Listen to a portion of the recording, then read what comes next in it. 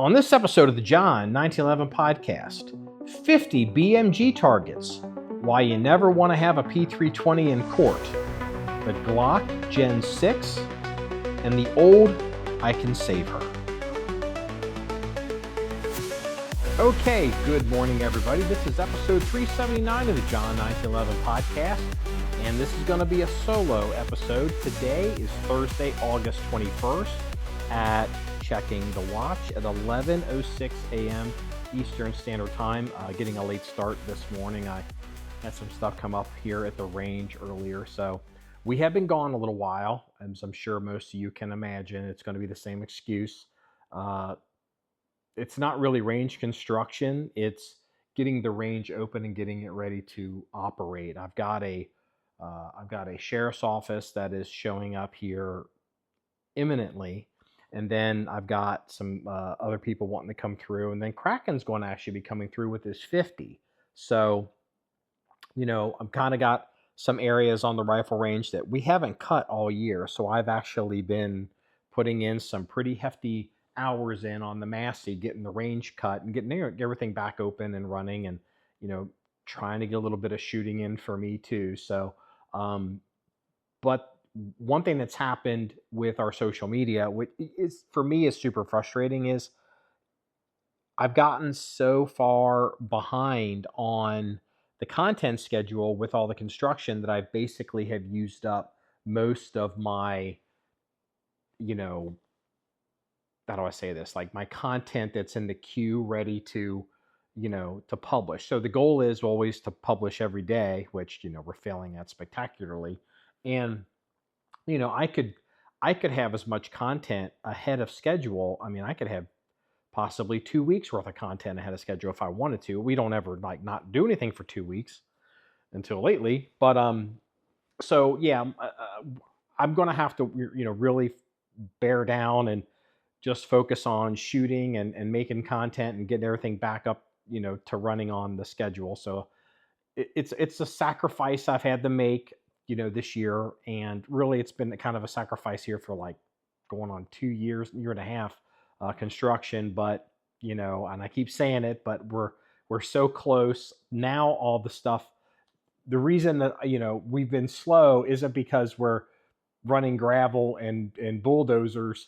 We're reconfiguring the rifle range. We're cutting in lanes, making some plans. Like one of the things that, if rifle range, if areas of the rifle range, if I don't cut it for a year, you start losing some of the targets. Like this is common sense, right? Like, if you're listening to this podcast, you know what I'm talking about. Well, I've been looking at the range and I've kind of, there's some inefficiencies with the range, and not that it really bothers me, but one of the problems we used to have with the range before we got the big tractor was I had to cut the entire range all the time with grass because the equipment that we used simply couldn't handle stuff being really overgrown. Well, now with the tractor, with the giant bush hog on the back and the front end cutter, the lane shark on the front, I can go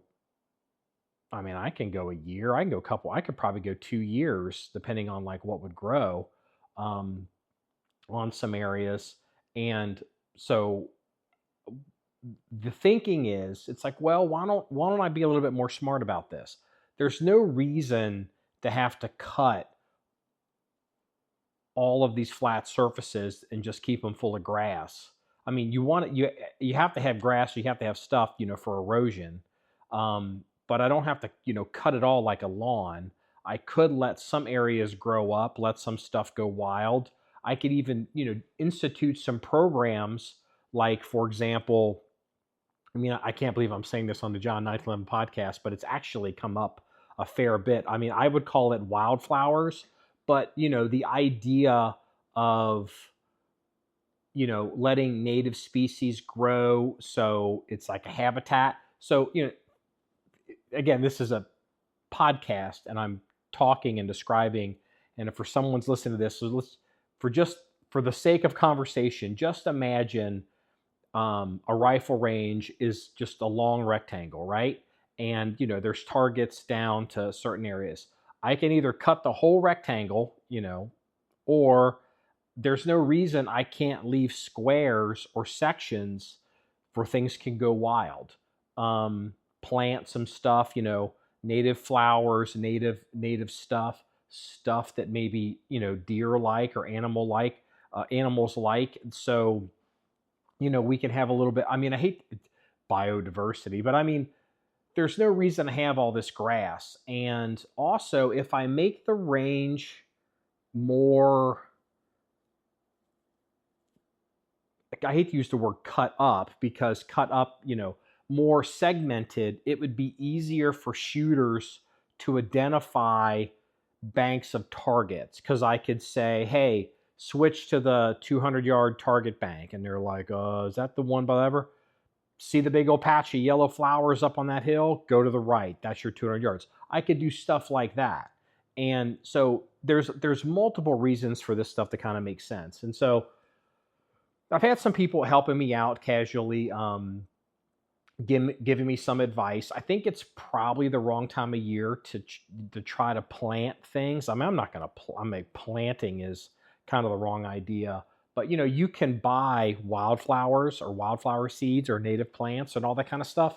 And I'm just thinking, in these designated areas, just throw the stuff down, throw the seeds down and give it to God and see what happens. And maybe once every 2 years, go in with the tractor and cut it down and throw more seed and let it regrow. Also going to institute, because we've got what I call, I don't want to call them berms because it confuses people. I would call them privacy hedgerows up at the front of the property. Well, that's all grass, because we have to throw grass on it to keep the erosion down. But I'm letting it grow wild so it grows tall and gives us more privacy. Well, it doesn't all have to just be tall with Kentucky 31, Kentucky fescue grass. I mean, there's no, flowers growing there or these weird plants and all this stuff. And you start seeing all these weird animals and hummingbirds and all this stuff. And it's like, well, hell, it doesn't bother me and it's different. It looks good. And, so why not do that? So today, after I finish with the podcast, I've been doing a fair amount of cutting on things that I have to cut, that I know I have to cut. And then I'm going up to the shooting positions and I'm going to start looking down the rifle range and start picking out things like, ooh, there's a section to the left of that target array. I'm going to cut that 10 feet over. Or I'm going to leave that area, not cut, and start confirming what things look like from the shooter positions in the pit and from the the 100 through 600 yard shooting position and the covered sheltered shooting position. So yeah, it's just hold on, something kind of messed up here. Give me a second. But it's just something where, it's a little bit more intelligently doing things. And once this stuff is done, we're not going to have to do it all the time. So, but with some of that, I'm also upgrading some of the targets to the range. We're going to have more random humanoid targets, BC zone targets that we can shoot from the pit. I mean, it's part of the rifle range, but it's not really going to be something that, that like these targets are going to be just random things. So if you want to, be in the pit shooting drills, pistols, carbines, then you want to step and, shoot something at 40 yards, 60 yards, 71 yards. It'll just be random. It'll be random distances because there's a 50-yard swing within that pit. So I can't really put targets out there. So, we got some targets that I've actually got in the barn, and I'm converting them to T-posts, and I'm going to be putting some of those out. And that's something else that I'm also currently working on. The other thing that is coming up is I've had multiple requests, and finally the tipping point came from Kraken. So Kraken's coming back through to visit, and he's going to, be shooting. And the last time he was here, he brought his Armalite AR, I think it's called an AR-50, Armalite 50 BMG bolt action rifle. and we got it zeroed. Well, he got it zeroed. I didn't shoot. I don't think I even shot the thing. Got it zeroed, and I had a piece of sacrificial steel that I kind of put up in a tree line and just kind of threw it on the ground, and he was whacking it, and that was fine. But he would like some steel targets. I've got another person that wants to shoot his 50 here, and I know that he's going to probably want to shoot some steel targets. He's someone I've never mentioned before. As far as law enforcement shooting a 50 here, yes, we have one SWAT team that has brought their 50 out here. They never shoot steel. They always shoot on paper because I think they have to keep it for qualifications. And actually, I'm not quite so certain that they're even going to be bringing that 50 back here because they're going to probably have access to another facility in the county that caters just to federal law enforcement. So and they don't need that much. I mean, it's like maybe a 300-yard shooting course. Like it's a 1, 2, and 300-yard shooting course by the state of Ohio. So I mean, I don't even know if they're going to even be back here with that gun.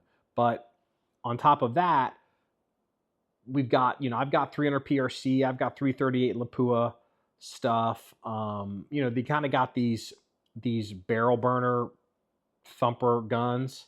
And so what I'm going to do is we're going to set up, I don't have it exactly worked out yet, but I'm going to set up some basically 50 BMG rated targets, just a few, and I'm going to mark them different than other targets. So, I mean, people want to shoot at them with regular, whatever, 308, 5.56 or whatever they want to do. It doesn't matter. But they're going to be, like, they'll probably have like a big X through them, spray painted. So there'll definitely be one at the 500, 600 yard line at that impact zone. And then there'll be one on there's a hill that we use as a check target to confirm strange guns or new shooters that they can hit that 500, 600 yard impact zone and don't shoot over it. So I'll have to put some kind of 50 caliber rated plate or something there.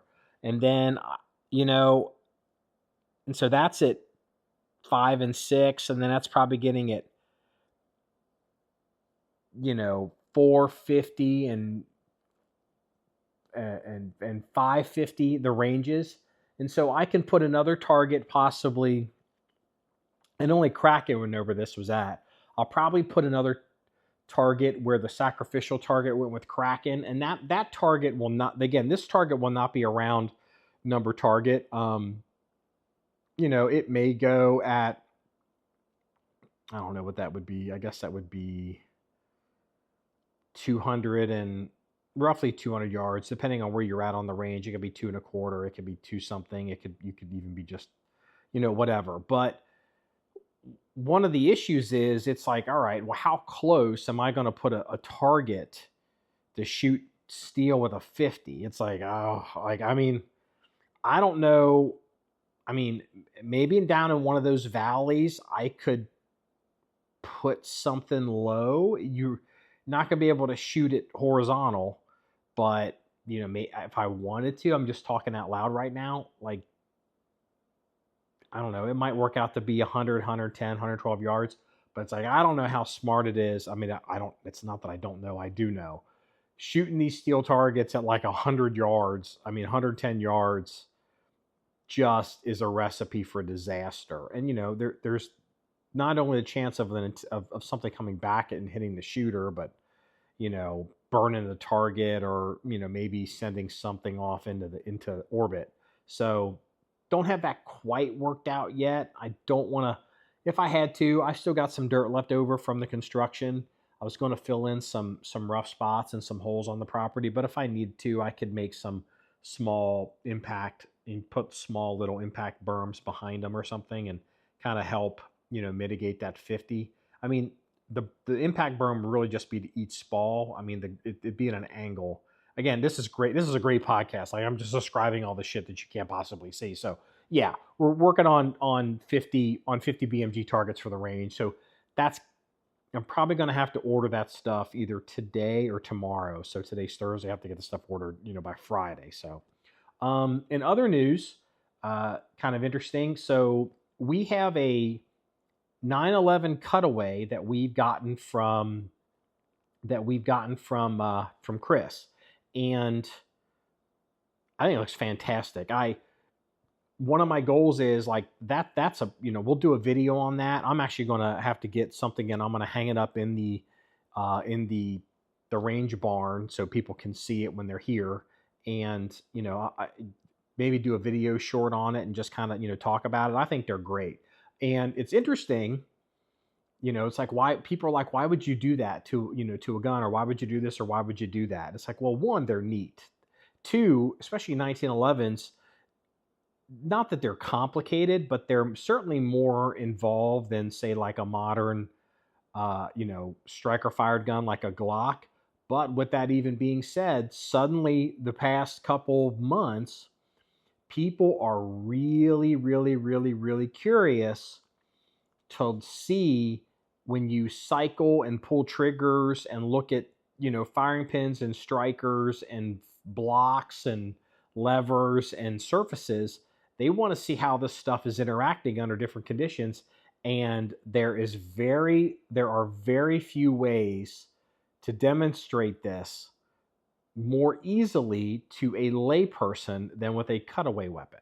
It's why even during World War II, GIs would be trained on the M1 Garand or some of these heavy machine guns, and there'd be cutaways, giant cutaways on the walls to talk about them. So if you get a chance to get a cutaway, we'll show you the cutaway we got from Chris for the 1911. I think it's a Rock Island armory, so it's not a lot of money, but I tell you what, to Chris's credit, he did a great job with this thing.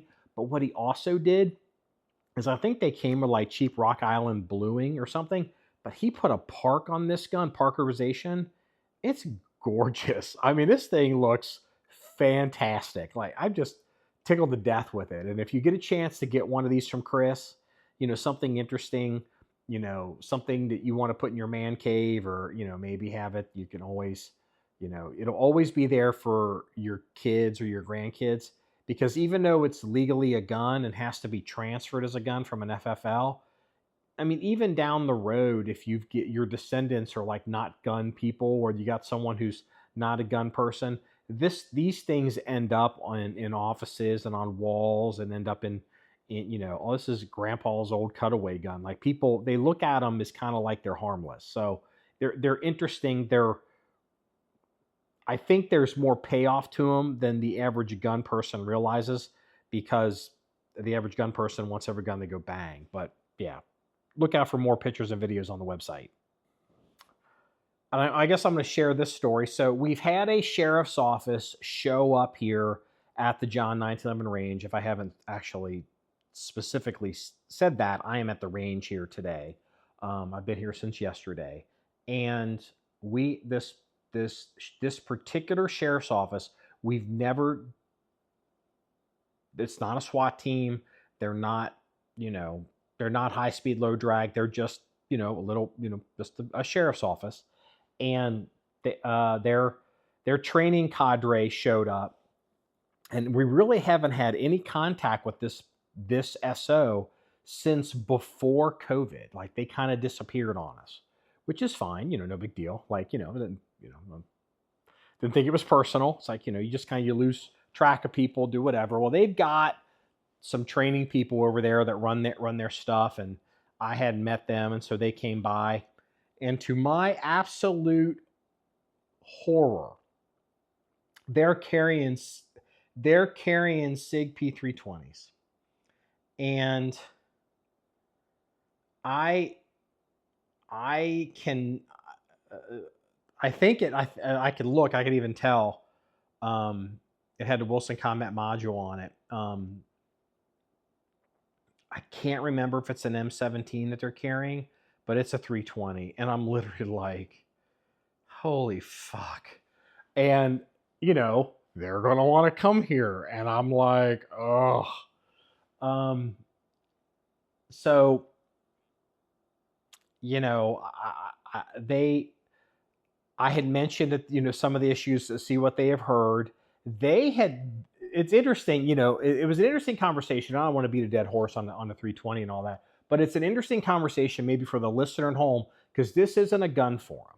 This isn't, the internet. This is real life. This is how this conversation went. I mentioned that there's, you're aware of the problems with these guns, and they're like, and basically the response was, yeah, but those are all the old ones before the recall, because, SIG did a recall. And that kind of cued into me.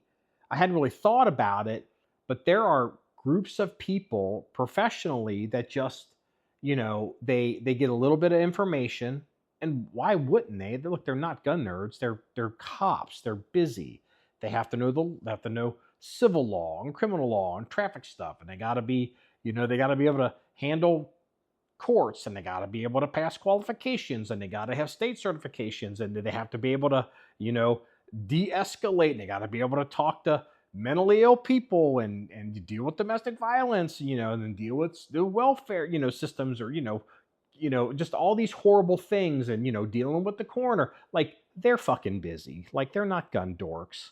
And they were just like, well, yeah, but that just really covers the guns before the recall. And I'm like, oh shit. So again, I'm not pissing in their Wheaties, but I was like, well, there's some issues. And so I sent them some things later. And what was interesting is they said that they're keeping they've only got their 320s or whatever it is.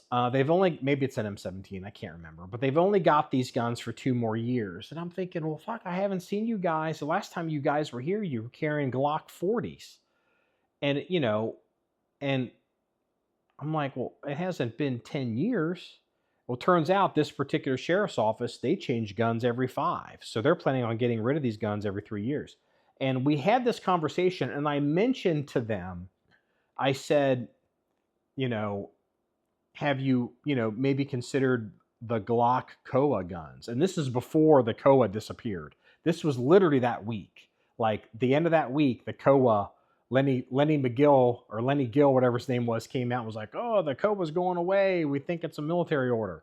And they had, he'd kind of heard of it. The one guy had kind of heard of it, but he wasn't really sure what it was. And so I explained to him how, again, if the optic ends up working out, because everyone thought the acro was going to be great, and there's problems with this acro, but I came up with a way to explain it to him that I thought was worth sharing to the listener at home. Like, what's the difference between, the old red dot and the new red dot? And the thing is, the KOA, I told the guy, the KOA system is, I said, you're familiar with body on frame construction with cars. That's, they had a frame, a rolling frame, then you bolt a body onto it, and then, you build the car. And then the new stuff is unibody. Well, basically, all the red dots up until now are body on frame design. That's why you have plates and all that. And where I said this system is more of like a unibody system. And then what they do is they place it lower in the slide, and so the whole thing kind of works together. And there isn't a an external shell and then an internal shell with mechanics with this big giant honking optic with a really small window and 2 layers of mechanics and material, but sandwiched together. And that kind of went over well. And he mentioned something that I thought was, an issue. They had considered, if I understood him correctly, because I've never really looked at these, they had considered the Glock MOS guns. But apparently, wherever they're doing because they don't have their own, this sheriff's office is not like huge. They don't have their own academy, so they send their people off to one of these certified places.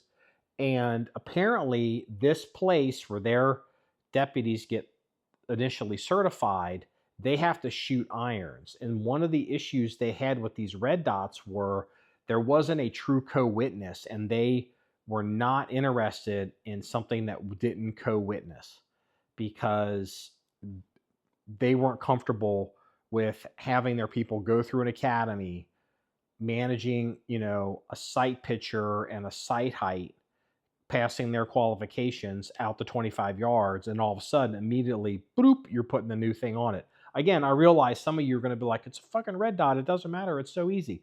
Again, that may be true or it may not be true, but this is how bureaucracies think. And it was too great of a lift. But to their credit, they were basically like, this doesn't co-witness. We're not touching this Glock not touching this Glock MOS system. And I had never considered that.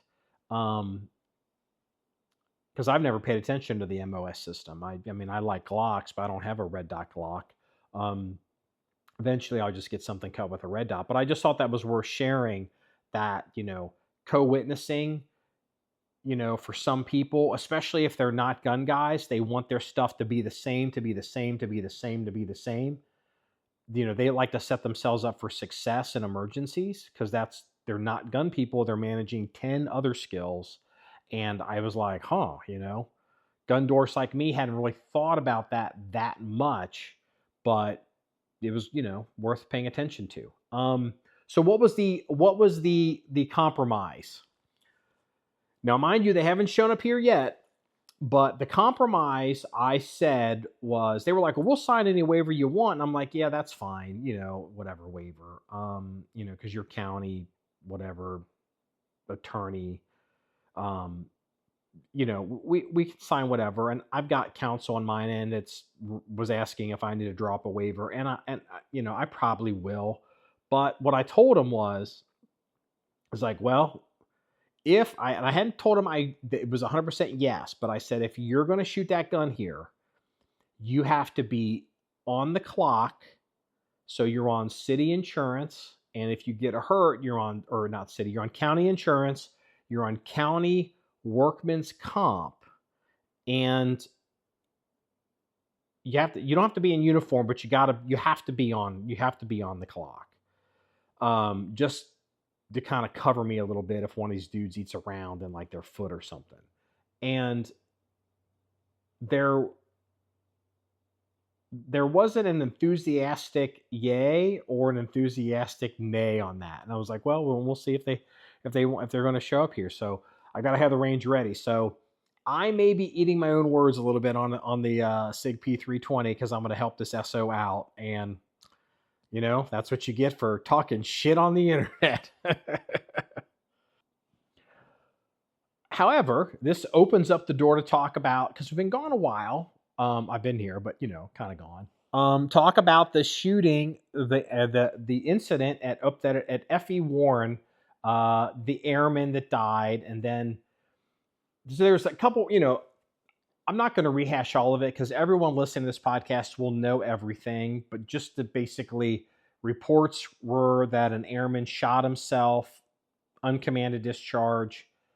Subsequently, there has been an arrest made by I can't remember. I'm having a brain fart. I don't remember what the Air Force guys call their CID people.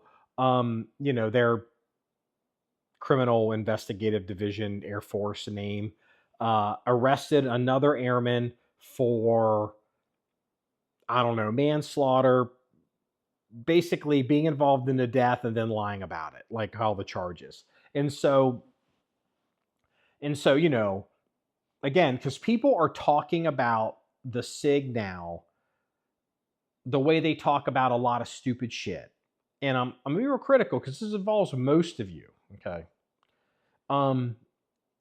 If you watch football and you wear a jersey of your favorite football team and you want to treat somebody who's wearing the different color jersey as basically like your mortal enemy, like that's fun. See, I think a lot of people don't really understand that I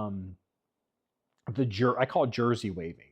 That the jersey waving is part of just kind of being fun, like, shit talking each other, like, like in the military, the Army, shits on the Navy, and the the Marine Corps shits on the Air Force, and everybody shits on the Coast Guard. I'm just joking, but I don't even know where Space Force stands on all this. But you see what I'm saying? But again, you're on the outside. You're looking at this, and it's like you think you're allowed or you're welcome to talk shit in these circles, and it's like you're not in the fucking military.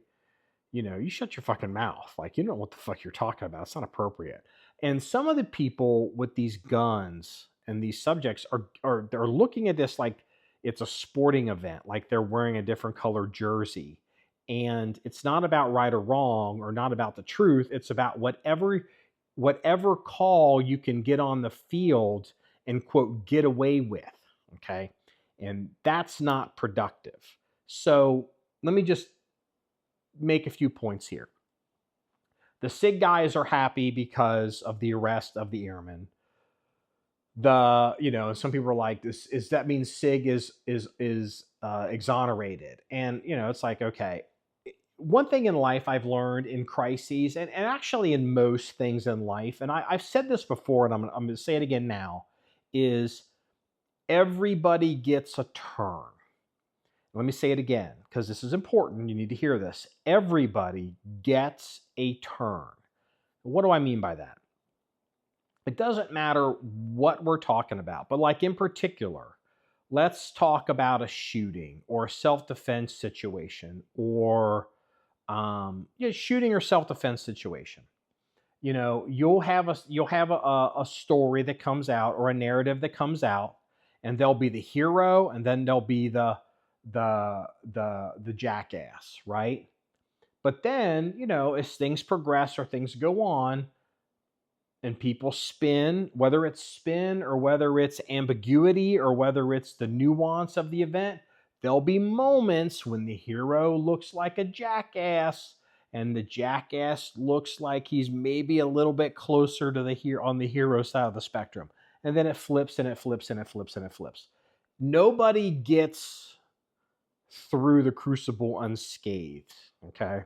And so everybody gets a turn. So like the mythical clean shoot, I'm totally innocent and the guy's other totally guilty, and not only is this never going to be questioned, I'm going to get a gold medal. And it's like, that's not how life fucking works. None of this shit works that way. The reality is a lot of times, this unfortunately is true. You can debate me all you want. I would have debated myself. 20-year-old Marky would have been like, fuck you, you're not, whatever. 53-year-old Marky will tell 20-year-old Marky, you're wrong. And it took a long time to figure out that 53-year-old Marky was right. Many times in life, the consequences of what you do are colored by who you are. And I'll just throw myself onto the altar of this. Let's just say I'm involved in some kind of like really crappy self-defense shooting. Like the worst case scenario you can imagine. Worst case. Like just like not like just the as far as like it being publicized. Imagine national story, national riot, world story. It happened, whatever happened in this hypothetical happened on live international television. Okay. And when it's over, when it ceases, and then it's like everybody lawyers up and starts spinning, the fact that it's Marky from John 1911 would elicit certain responses from certain sides. Whereas if it was, instead of it being Marky from John 1911, let's say it's Marky from, the Screen Actors Guild and member in good standing at the American Communist Party and also works at the George Soros Foundation or whatever they call it, one of his foundations. All of a sudden, boom, everybody on one side takes the opposite position, and and the same for the polarity switches. The facts stay the same, but the arguments made by the different sides of the political spectrum flip 180 degrees. And it's like everybody gets a turn, okay? Nobody's going to get through things where you're like 100% Mr. Perfect or things aren't going to be questioned. And you're like, what the hell is he rambling about? Bear with me, because everyone's missed this. Everybody has missed this. Here is something that happens in self-defense shootings. This is something that happens in questionable shootings. And this is something that will happen with the SIG P320, the M17, and M18 forever. This will happen every time. And so the airman that was arrested, I've been too busy. I don't know the specifics. I don't remember what the person was charged with. I don't think they've ever named the person. If they have, I don't know. I don't know why they were charged. I don't know if the charge was justified. I don't know if it's the military trying to make a scapegoat out of somebody like they did when the turret blew up on the USS New Jersey and they found some little gay ass sailor and tried to say he committed suicide when the reality is it's just an old fucking ship and it blew up. I have no idea, okay? But what I do know is that the airman that was arrested is going to get a lawyer, okay? And let's pretend it's now Marky the lawyer. The first thing I'm going to do as the arrestee's lawyer is I'm going to start looking at the history of this gun. And if the prosecution says that my client shot the victim, whether it was intentional or not intentional, or whether they're accusing it was intentional or not intentional, the first thing I'm going to start bringing up as a good defense lawyer for my client is this gun is fucked up. This gun shot on its own, even though my client was holding the gun or was his gun or lied to the investigators.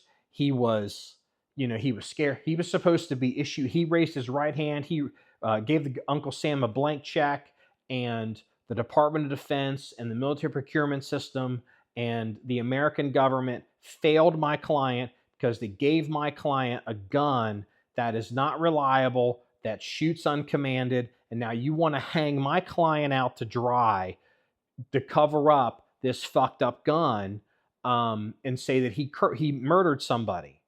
Where reality is, if you guys had procured the right gun, we wouldn't be standing here today. And nobody wants to hear that, but that's going to happen.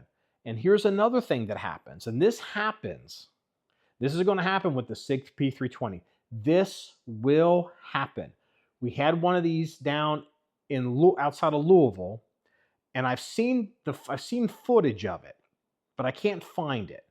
But it was a standoff where there was a police officer or two. I can't remember if it was two, but it was definitely one. He's got his gun out, pointed at somebody, and the guy, he's got it pointed, the subject has his hands behind his back, and he has something in his hand. And they're like, show me your hands, show me your hands, show me your hands. And the guy's not doing it. He's backing up, and they're kind of like walking forward. Show me your hands, show me your hands. And the subject whips his hand up and points his hand at the officer. They ended up instantly shooting this person, and it turns out who was the person who was killed. I believe he was killed, if I recall correctly. The person that was killed, he was holding a silver-colored cell phone. Now, one of the things that happened was, it's like, well, was this a justified shooting? We'd be like, well, yeah, like the guy furtive movement. You can make all these arguments that all these assholes on these gun forums make, how this is cut and dry furtive movement. I'm going to win, you're going to lose. And that's fine, okay? But let me tell you what ended up happening. Old Ray's lawyer down there outside of Louisville, they're not dumb, and they're looking for the big lot. They're scratching for the lottery ticket, and they made an argument that, yeah, the state wants to tell you that the shooting was justified. The state wants to tell you that the shooting was reasonable. The state wants to tell you that the shooting was within the force continuum of the rules of engagement of the police department, of this and of that. And I want to tell you, ladies and gentlemen of the jury, that that is a lie. What happened here was the police officer's gun, it went off by accident. He accidentally shot my client, shot my client's son, and they are trying to cover their ass by saying this was justified. My client didn't have a gun. My client had a cell phone. My client was not a danger. My client was never going to be a danger. And yet somehow my client has been shot and killed. And ladies and gentlemen of the jury, don't let him get away with it. They made this argument. They made the argument. The shooting was on videotape. And the argument they made was it was an accidental shooting. And I can't remember if they were just saying that, like, maybe the trigger was aftermarket, or maybe they're just saying that the cop was startled and he pulled the trigger and he shouldn't have. But whatever argument, however, the mechanics of what they were trying to get to or how they were getting to it, they were trying to say that the shooting, even though it looked justified, was actually an accident, and an accident is never justified. Ladies and gentlemen of the jury, that is going to happen to every time the SIG P320 is involved with one of these show me your hands, drop it, bang. And the rhyming reverends and Ray Ray's lawyer is going to show up, and they're going to be making an argument that this wasn't a justified shooting. This gun went off. It was negligent, and they're trying to cover it up. Why did they have to shoot my son? Why did they have to shoot my whatever? Okay. And it's just scratch offs for lottery tickets. Whether they believe it or not, that's not their job. Their job is to make an argument and try to get the win. It's an adversarial system. It's not about justice. It's about winning. And the SIG P320 now, even if it turns out that whatever happened in the Air Force with this gun is a nightmare. And there is no way this gun survives in law enforcement. There is no way. There is no way this gun survives in law enforcement, even if nothing else comes out. If it's just like the story stops, the never-ending story stops, and it's just there's no conclusion, there's no resolution, there's whatever, just like nothing else ever happens. That gun is finished in law enforcement because there's insurance and liability attached to people who are going to be carrying that gun with a badge, and that argument's going to be made every time there's a shooting. Just about every time. Or it'll be one of these things, well, you shot my client once, why'd you shoot him twice? Did the gun go, he was done, did the gun go off because it's defective? The first shot was justified, and maybe my son would still be alive, but the second shot was an accident, so it was negligent, and so it's criminal, and you're going to pay. This gun's a nightmare. And you can just tell the people that are waving jerseys for or against this gun, especially with the whole Air Force thing, like people are like, again, people coming out saying like, we're exonerated. Like, Jesus Christ, talk about whistling past the graveyard. You're exonerated for shit. This gun is fucking done. Like, it's just the whole thing is just terrible. But let's get off that. Everyone's all talked about that.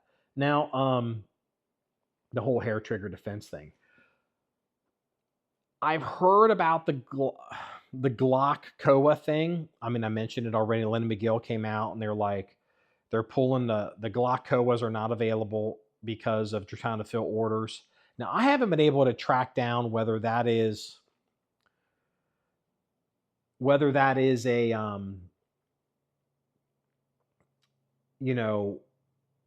because they've got some big order they're trying to fill, or whether this is maybe Aimpoint is having a hard time. Maybe they're having a supply chain issue and they're having a hard time filling these orders with their red dots. I mean, I have no idea. But, there's a fair amount of police departments that are going to be switching away from the SIG P320 and they're putting in orders for Glocks. And while I would like to think that maybe this large military orders have maybe be coming in, maybe be coming in. That's, my English teacher is so proud of me. It's probably law enforcement. It's probably what it is. And they're just trying to, get behind the curve. Because the reality is, at this point, a lot of these administrators are just going to be like, just get a Glock and shut up. Like, what guns should we get? People they trust. Because if it's good enough for the Army, it's good enough for me. What's good enough for the FBI, it's good enough for me. Well, can't do what the Army does. What's the FBI doing? The FBI does the Glock. You're getting Glocks, shut up. And even the whole idea on hand size and all that,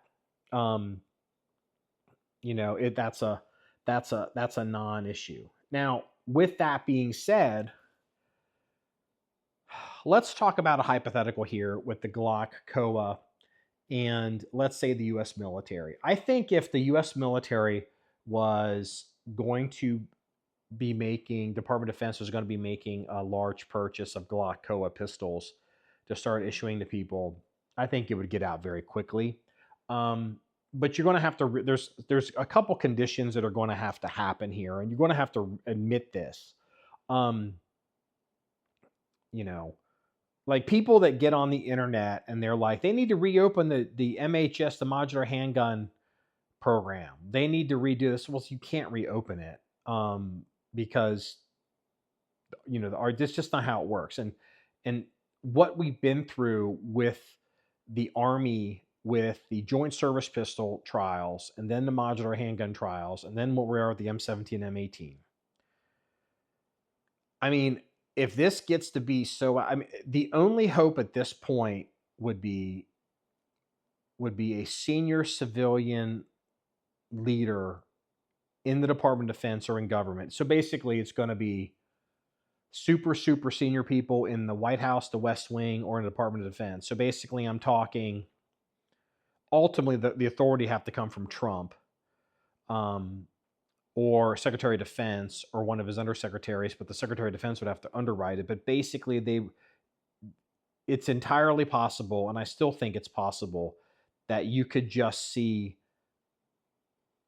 an executive order where they're just like, we're buying 200,000 Glock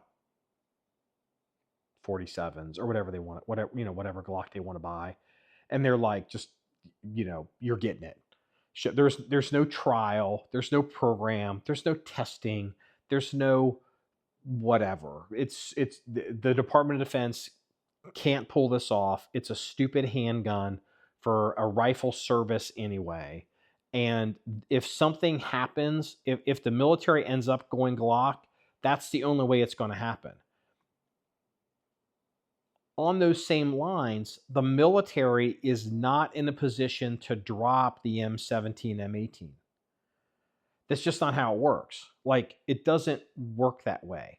Like, the Navy just can't decide we're dropping the F-35.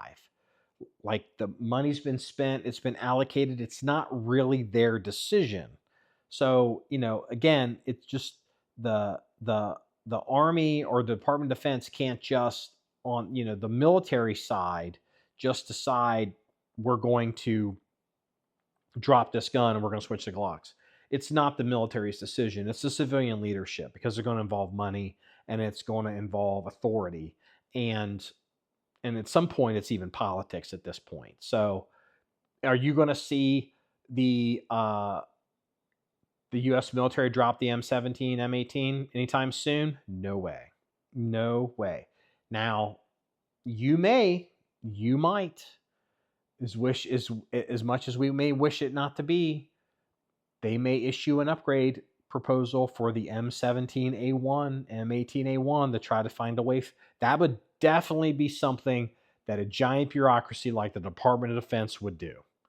and this shit's going to drag on, and then they'll issue some kind of change. It'll come up with a change, and then an upgraded version of these guns, and it'll be the M17A1, M18A1, and then everybody will kind of march on. And then one day, Ian McCollum from Forgotten Weapons will be doing videos on the M17, M18, the original ones that are no good, and basically almost be like the 1893 Winchester shotguns or something that used to blow up. So that's kind of where I'm at with the Glock and in the SIG M17 and some of the drama that's been coming around with all that. Ultimately, who knows? I wish that the military would just switch to the Glock just so we could all kind of just move on from the soap opera, but it's not going to happen unless basically Trump basically forces it. So, but the thing is, it's this COA order. I mean, it would leak, right? It would get out because not only would there be, somebody would talk. I mean, I know the Trump White House is fairly disciplined, surprisingly this time. The Trump administration is fairly disciplined about talking to the media and leaks, but the Department of Defense is absolutely not disciplined. And somebody in that building would start talking to somebody just to show how smart they are. And then on top of that, you got to realize all these other vendors, because you're going to have to get holsters. You're going to have to get retention holsters. You're going to have to get, there's all this stuff. Someone's going to start talking. So unless we start seeing something like, I don't know, Safariland or Black Hawk or I don't know, Phobos. That's a joke. Maybe Phobos. It's a joke though. All of a sudden they're like, we are ceasing, we are delaying all orders because we're filling a large order. You're going to see something besides Lenny McGill talking about the COA and the Glock. You're going to see other vendors all of a sudden drop out of the commercial sector for 18 months or a year while they fill in orders. And until you see that, this is not a military thing. Not saying it's not coming, not saying it can't happen, but it's going to happen pretty soon if it is. Now let's just talk about the Glock Gen 6 a little bit. Larry Vickers, let me bring this up real quick here. Larry Vickers posted something, and I kind of feel bad for Larry. I mean, I feel terrible for Larry. Larry is, he's out of the game right now because he is, under disability because of what's going on with the, with his stuff, with his machine gun collection. So he can't even possess guns right now. But Larry put out some stuff about the Glock Gen 6. And let me see here. What of the slide grooves? He's talking about, he's like hoping that, generally, let me go and say this. The Glock Gen 5s are considered really like the best Glocks ever made. They really are. They've got great triggers. I think it's interesting that a lot of people, if you go from Glock Gen 1, Gen 2, Gen 3, okay, I thought the Glock Gen 4 triggers were great. I thought those guns were great. The Gen 4 Glock was the first real usable Glock out of the box. Just saying. Especially if you got one with metal sights. But like they're talking about maybe they can get rid of finger grooves or whatever, but it's like the trigger on the Glock Gen 5 is fine. Like why are we obsessed with replacing triggers on these guns or making them in the single action type guns? Because you have all these accidents like the stuff that's been going on this past week with Johnny Glock and Trigger Tech and all this horse shit. Like I'm a 1911 shooter. I mean, I'm a trigger snob, but who the hell can't shoot a Gen 5 Glock trigger? I mean, who is this for? And I know I sound like a snob, but who is this for? Unless you're some kind of competitive shooter that's trying to shoot holes and holes and holes drills. And even then, I still think you probably should be able to do it with a Gen 5 Glock. I just, like some of this, like, so what are they going to improve on this theoretical Gen 6? I mean, finger grooves. Look, why did the SIG P320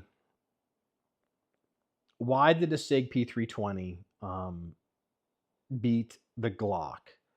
It beat the Glock for really for two reasons. It wasn't the mounting plate, but the real reason was the external thumb safety and the modularity. And when I say modularity, I'm not talking about the fire control system. That's just the way SIG chose to handle that problem. The military has a problem, and the military has had this problem with the M9. This is the major weakness of the M9 guns, the Beretta M9 92s. They're too big for probably 30. I mean, they are literally too big for probably 30% of the population. That with that trigger reach, it's just, and when you consider most people that carry handguns in the military aren't infantrymen. Even if you're a small guy, you're a manlet or whatever, still manlet guys tend to have bigger hands than the same sized girl. So, a lot of the billets that carry handguns or issued handguns because they need their hands free to do other stuff, their support, their security forces, their all this other stuff. And it's like these people are having a hard time holding and shooting these guns. I've trained people in the Army. I qualified them on these handguns, on the Berettas. I've seen it, like athletic, 5'9", 5'8", 5'9" women in the Army. I've watched them struggle holding the M9. Watched them struggle. Worked them with them on it. On duty in their uniform. Shoot qualifications. Because they don't have 5'9", 5'10" man hands. They've got 5'9" girl hands.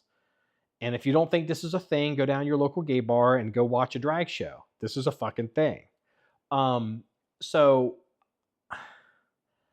I don't know what unless Glock is figured out a way to put a back strap on this gun, like a real back strap, like a real frame change to the back of this gun where they can keep the magazine, but they've got it so they can do grip panels, kind of like what the VP9 does. I mean, maybe they can do the whole big sleeve thing that comes over the back of the gun like the M&P. The M&P is real good at it. The VP9 is real good at it without having to, change the whole frame.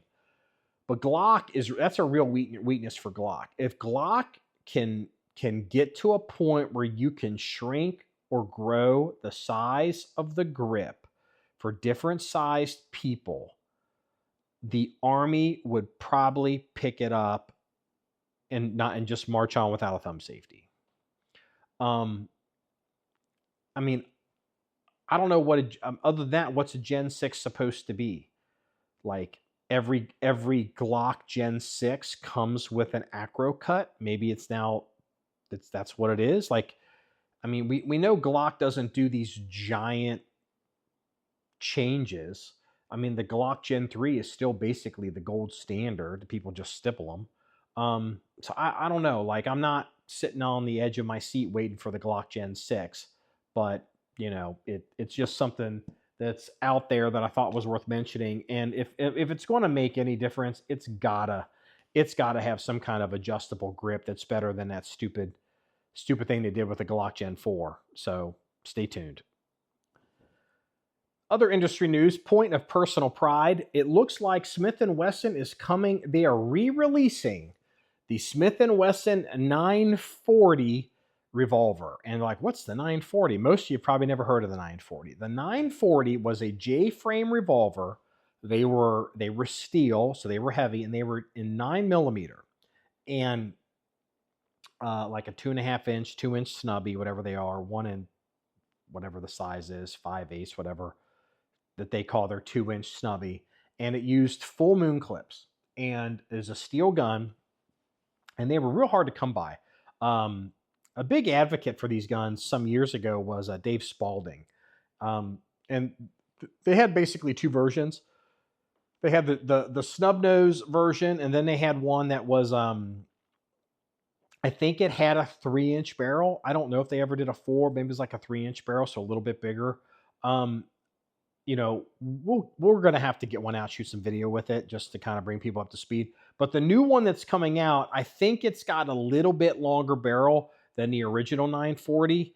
And I suspect it's so they can, quote, federalize it so it complies with some of the laws up there in Canada and some of these other places. Like I know that Colt did the same, or Colt did it with their Python. Like I don't think their 4-inch Python is really a true 4-inch in the US because I think that has to be just a hair over in Canada.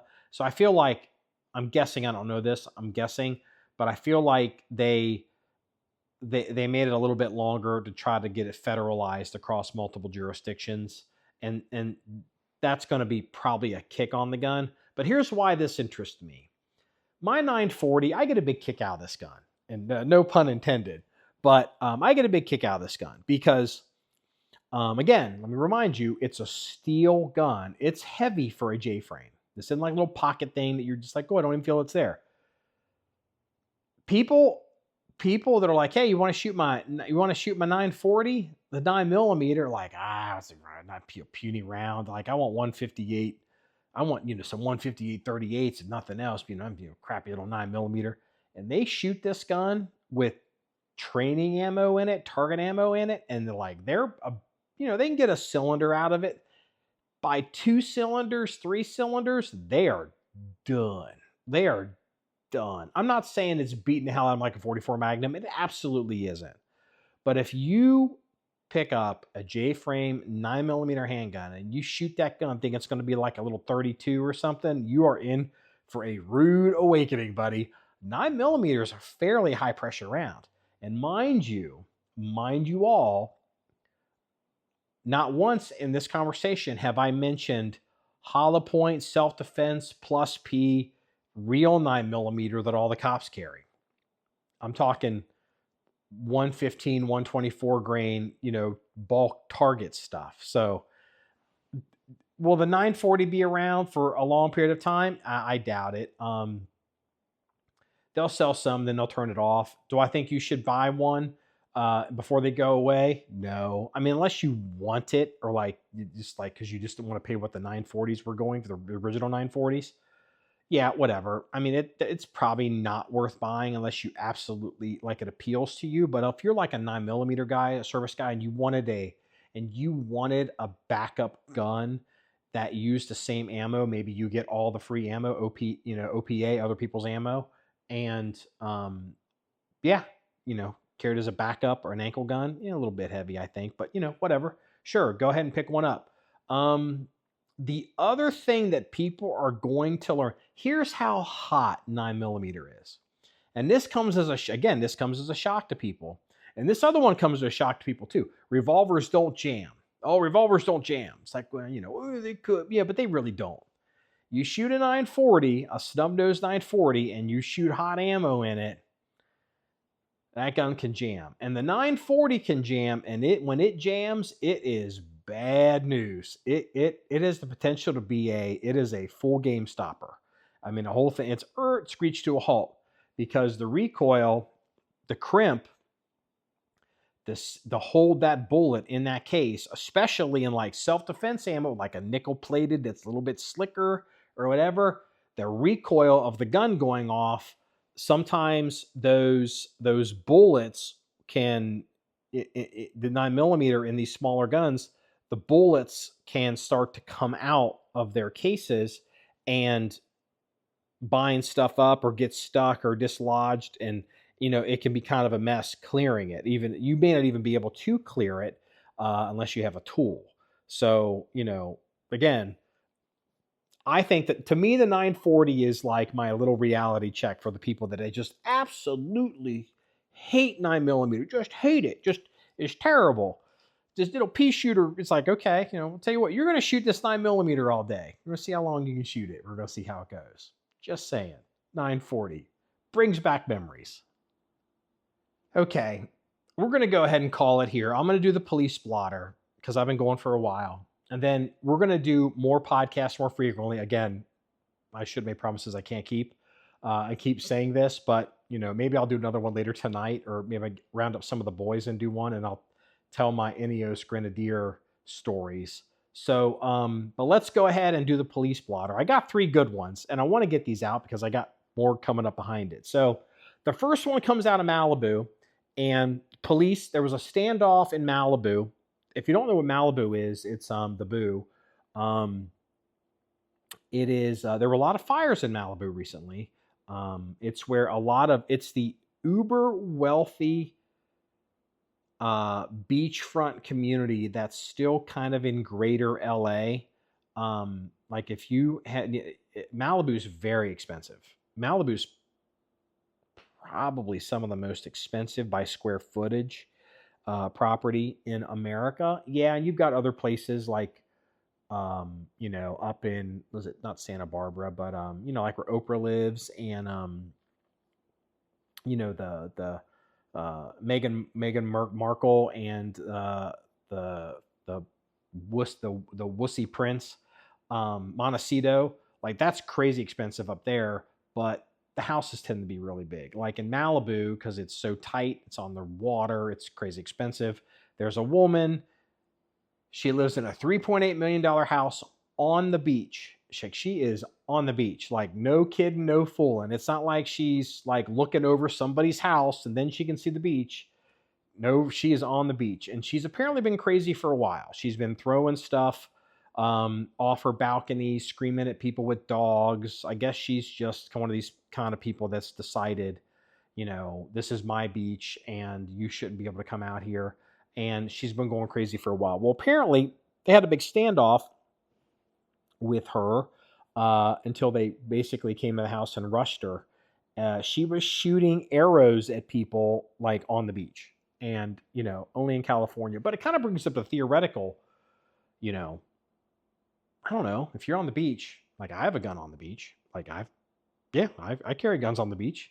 I don't know if someone shot an arrow at me on the beach with a red dot, like at a beach house. I mean, I guess I could run. So you can really make the argument here. Just because you can shoot somebody doesn't mean you should. Like the phrase is that I like to use is don't shoot people that don't need to be shot. And it's like, if she's trying to shoot me with an arrow and she's not like some kind of shogun, whatever, samurai that can shoot 5 arrows like off a horse like crazy fast. I could probably just like, that crazy bitch fucking shot an arrow at me. I could probably start moving away and probably disengage. And even though I could very easily pull out a red dot and probably land one in her, I don't know if that's necessarily the best use. But again, if she's shooting multiple people and there's 100 people, you can invent whatever crazy bullshit, scenario to make yourself the hero until the reality hits and where everybody gets a turn. And it's like, Marky, why didn't you just leave the beach instead of shooting this woman at 75 yards with your red dot? Like, okay. So yeah, your chances of being shot with an arrow on the beach in Malibu are small, but they're never zero. Second story, UCLA, California. This one kind of really hurts my heart a little bit because I hate this kind of shit. Chinese national has been arrested, and what he's been doing is he has been going around to various college. I guess he's a grad student, so he's got grad student credentials, and he goes around to some of these colleges, or at least in around the California UC, the University of California university system, and he's able to get access to their rare manuscripts and in their libraries. And some places it's supervised, and I guess some places they were getting a little lax and they're not as supervised, or there's some discrepancy as to whether maybe you're allowed to check some things out and just bring them back. Well, basically, long story short, he was checking stuff out, swapping it with stuff, then flying to China and selling it. Or for all I know, he's connected to the Chinese government and they're stealing the stuff and putting it in some collection. And apparently he's been arrested for stealing. They know for sure is he stole some 13th century Chinese manuscript that, ended up, was at UCLA. Now, again, someone can make the argument like, well, we stole this or whatever. Or it's entirely possible that somebody legitimately bought this and saved it and curated it and donated it to the Chinese department or the foreign languages department at UCLA. But, you know, who knows? Some crazy dirtbag who shouldn't probably be in the country anyway is stealing shit from our colleges and universities. And it does piss me off. So, third one comes out of Kentucky, and let me bring this up here. The headline's pretty good. Let me see here. I'll find it by no, not Elon's baby mama. So the blotter goes, Kentucky woman pours salt in her ex-boyfriend's car and glitter in the AC system. And she's in Richmond, Kentucky. If you've ever been to Richmond, I've been to Richmond. Richmond is south of Lexington. That's where Eastern Kentucky University is. There's some cute girls there. I've been there. Been in some like sorority situations there. Let's see here. A criminal complaint. The Richmond Police Department says Stephanie Carquist totaled her ex-boyfriend's car after a couple got into an argument in early July. The complaint states that Carquist poured salt in the engine, glitter in the AC vent, slashed the tire, cracked the windshield, cracked the rear view mirror, and shattered the car's radio screen. Carl's ex-boyfriend told police that she slashed the tire on July 6th, then did the rest of the damage after an argument on July 15th. So he broke up with her. At least, I don't know, like maybe the tire wasn't enough. You know, I will admit she's a cute girl. Her picture will be in the in the comment section on the website. But you know, she slashes a tire and he's like, "Oh, no, I can save her." It's like, okay. After the car was damaged, a tow truck company took the car to Goodyear in Richmond, where the car was deemed totaled after the estimated cost of damages added up to $12,464. Let's see here. Police told the driver to tow truck about damaging the car when he arrived about the car. The driver then called her ex-boyfriend's mom, who co-owns the car with him, to tell her about Carquist's admission. Oh, so his girlfriend damaged the car. She's with the boy. He finds the damage. And it's like, who the fuck would do this to my car? Well, apparently crazy bitch went outside, did it to this car while he didn't notice. But then apparently she confessed her sins to the tow truck driver. So Carquist is being held at the Madison County Detention Center on $12,000 bond. She is charged with felony criminal mischief. Go take a look at her, boys, and tell me if you can save her. Well, this wraps up episode 379 of the John1911 Podcast. You want to see any more stories or pictures, links, stuff like this, or reload on your glitter, please go to the website at John1911.com. That's JOHN1911.com. Remember, it's all about shooting guns and having fun. Everybody, have a good day.